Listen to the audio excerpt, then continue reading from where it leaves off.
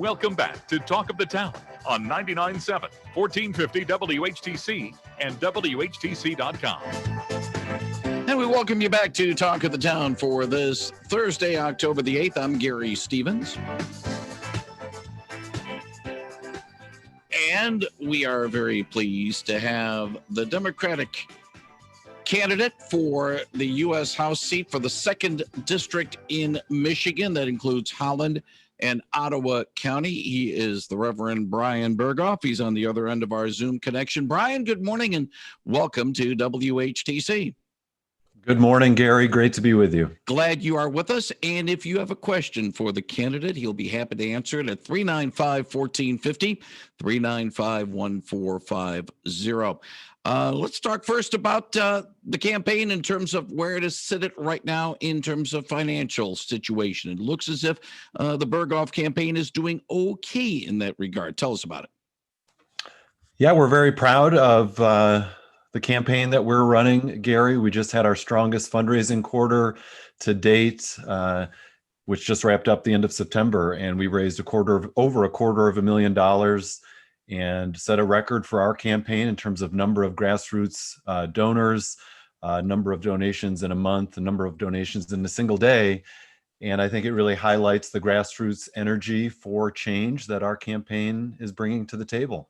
How much of it do you believe is your campaign itself, and how much of it is maybe a backlash over the Republican Party in general? Because a lot of times, if a Republican's in the White House, people want change. They'll go the other way, and maybe, as they say, a high tide raises all boats, and maybe your boat's being risen in that regard. It certainly doesn't hurt when people are dissatisfied with the leadership they're experiencing, that they will want to voice a desire for change. So I certainly think we're seeing some of that effect. I also think that people are excited about my candidacy, about a candidate who is willing to show up and listen to constituents on all sides of the political spectrum and is ready to represent West Michiganders and not special interests. Now, we've talked about this before, Bryan, and it's a subject I've brought up with other Democratic challengers in the past in this particular district. The fact that a lot of times these candidates have to sled it alone. Not much help from the national party, not much help from the local party. But that can work both ways. It's like a two-edged sword. Yes, you'd like to be able to get a little bit of help from like the Democratic, the DCCC or some of the other things. But to a certain extent, by not getting it, you could sort of say, all right, I'm my own person. I'm not beholden to the Democratic Party bosses, shall we say. And that might be just as much of an effective factor for you in your campaign as it is if you had that support, like, for example, the Democratic challenger in the 6th Congressional District, John Hoadley. Yeah, I think that's an excellent framing of it, Gary. You're exactly right. It is a two-edged sword. Certainly, you love to see national support on the one hand because it indicates that folks see a campaign worth investing in and a seat that they believe is flippable. But on the other hand, as you noted, I can proudly say that I'm running a campaign that's funded by and for the voters. And that's something my opponent, challenger, or our current representative, Bill Huizenga, can't say. And so I can say I'm not beholden to special interests, and that includes the Democratic Party. And I really do plan to be an independent voice for West Michiganders in Congress. That seems to be something that gets thrown at Democratic candidates at times, saying, well, they're in the Biden camp, they're in the Pelosi camp, they're in the Schumer camp and all that. And sometimes you get painted with the same brush, even though, as you said, you don't want to be painted with that same brush, not beholden to the Democratic Party leadership. Yeah, there are certainly a number of things which I agree with current Democratic leadership and the candidate for President Joe Biden on, and there are certainly differences that I have.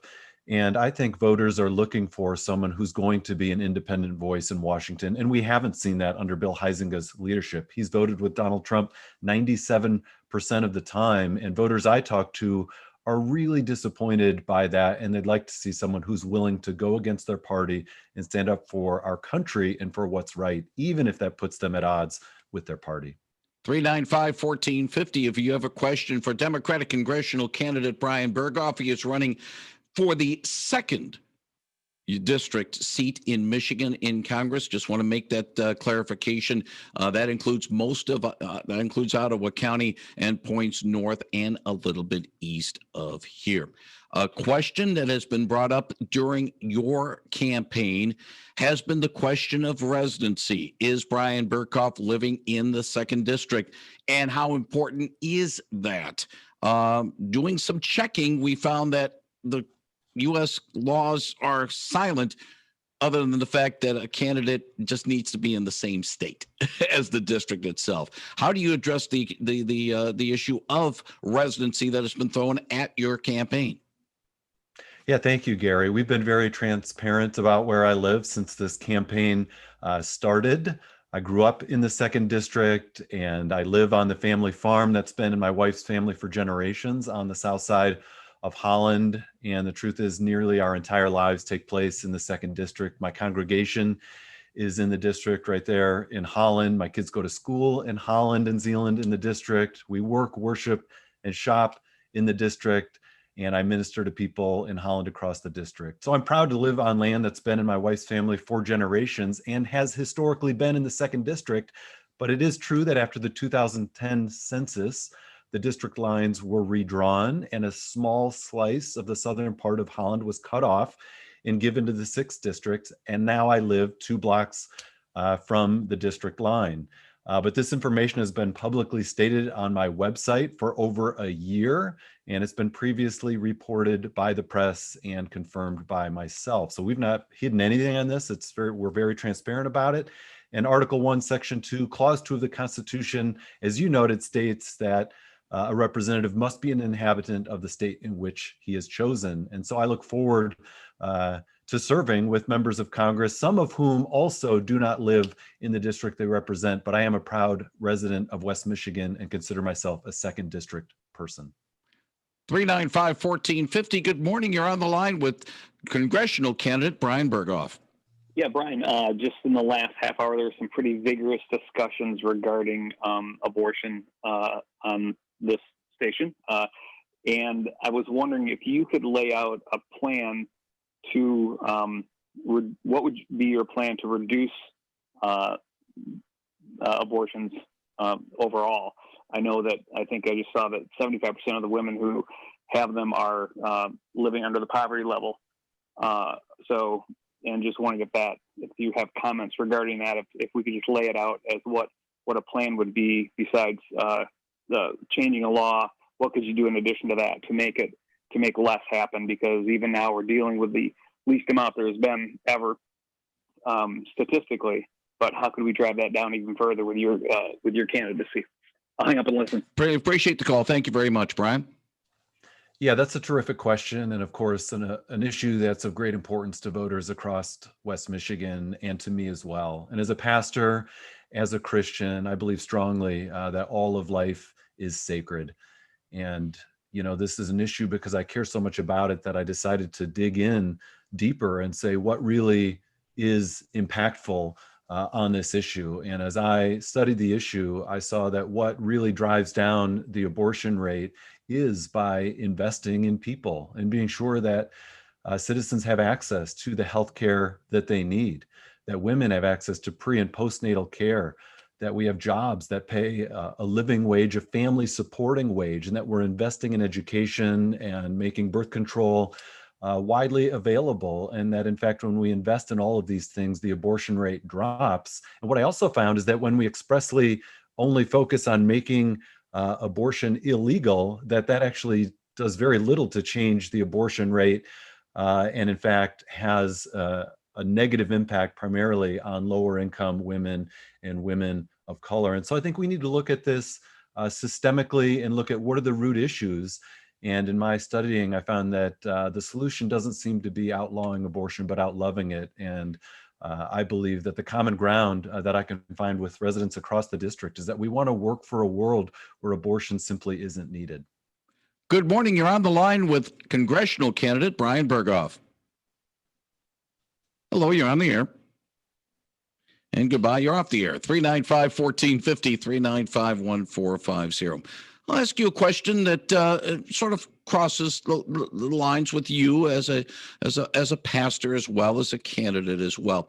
How much maybe should the church pick up the ball in terms of dealing with abortions and dealing with those who have to struggle with this decision? Maybe the church needs to pick up the ball a little bit more than perhaps the government in this regard.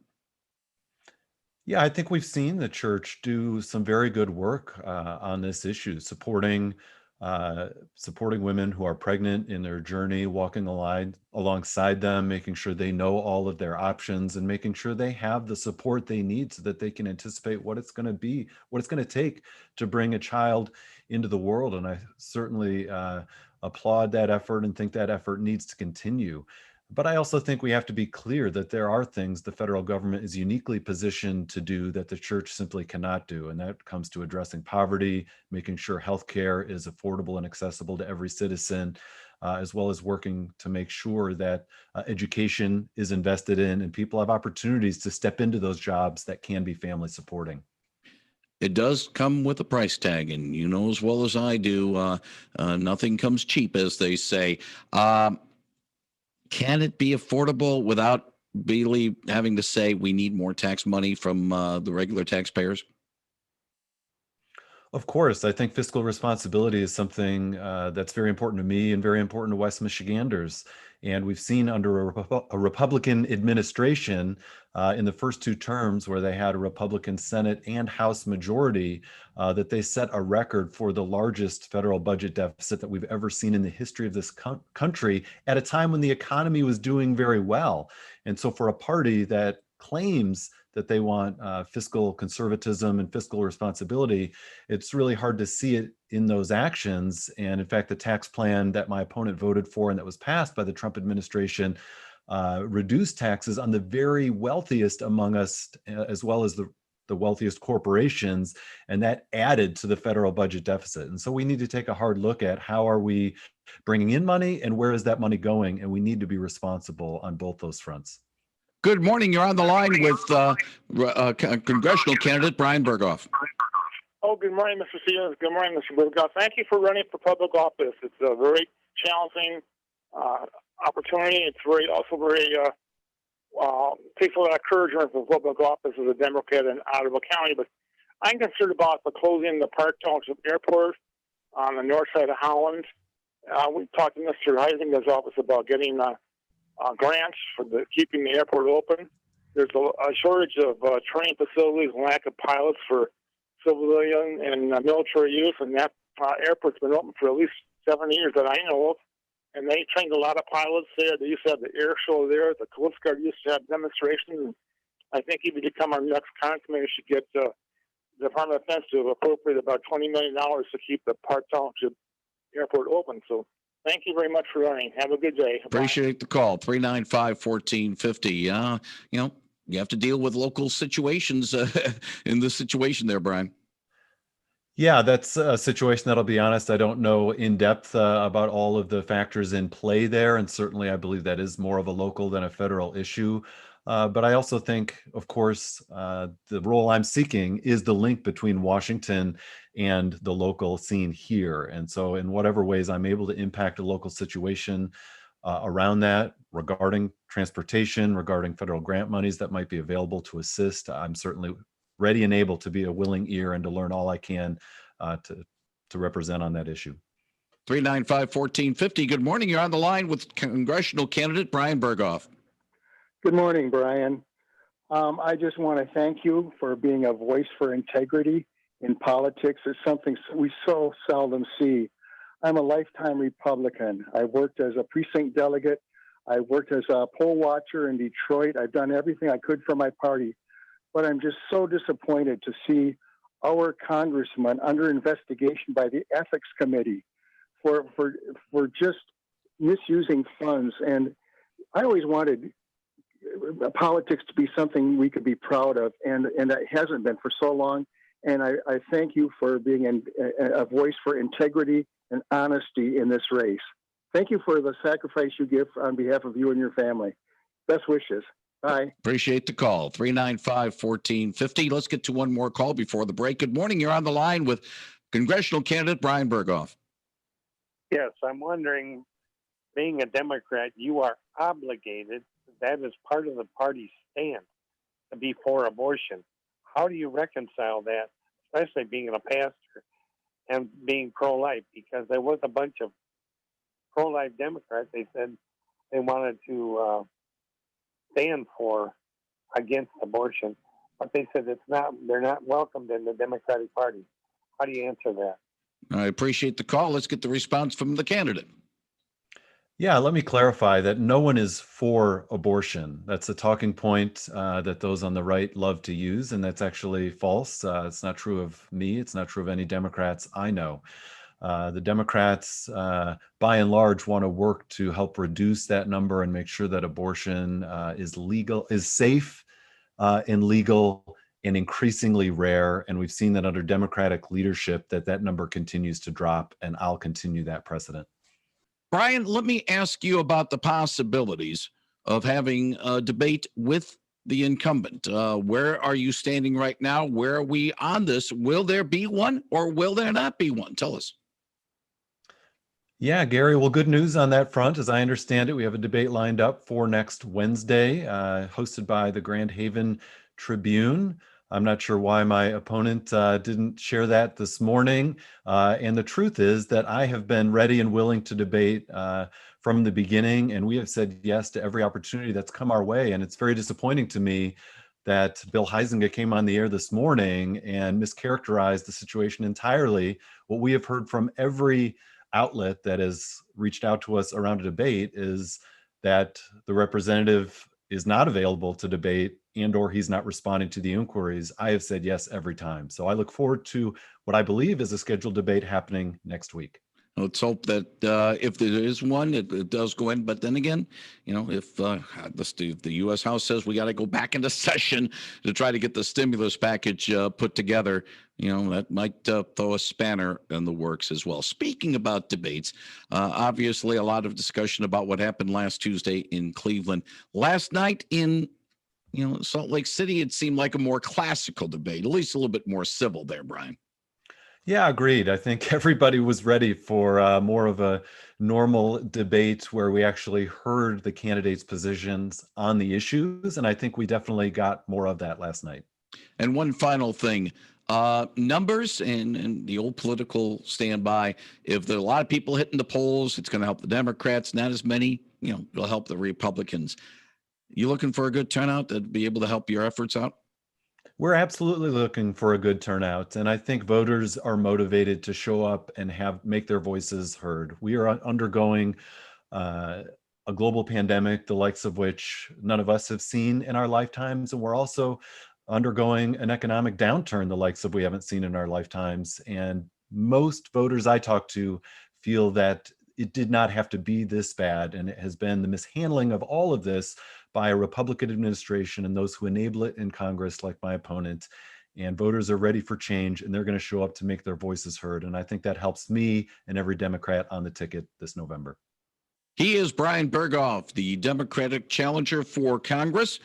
And I believe there is a Facebook page. What about website? Yep, the website is simply bryanberghoef.com. That's BryanBerghoef, bryanberghoef.com. Bryan Berghoef, I want to thank you very much for joining us today on WHTC's Talk of the Town. Let's see if we can get one more appearance with you before the November 3rd election. Wish you and the campaign well over the next 3+ weeks before the November 3rd election. Bryan, thank you very much for joining us today. Thank you, Gary. And that is Bryan Berghoef, the Democrat challenger for Congress.